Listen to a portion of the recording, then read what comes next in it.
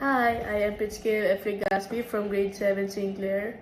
Today, I will be doing a probability test on rolling a die to get an even number result. Good day! Today, we are testing the probability of getting an even number on a 6-sided die. A standard die has 6 possible outcomes. These are 1, 2, 3, 4, 5, and 6. The even numbers among these possible outcomes are 2, 4, and 6. So, there are 3 variable outcomes out of 6 total possible outcomes.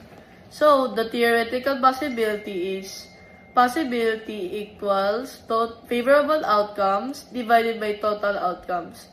So, possibility equals 3 divided by 6 equals 0.5 or 1/2. This means there are a 50% chance of getting an even number when rolling a die. To test this experimentally, we can roll the die multiple times and record how many times an even number appear. Now we're going to roll this die 10 times and record how many times an even number appear. First, second, third, fourth, fifth,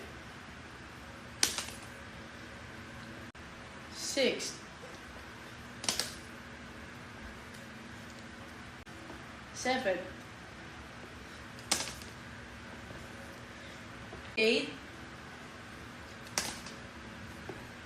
9, and last,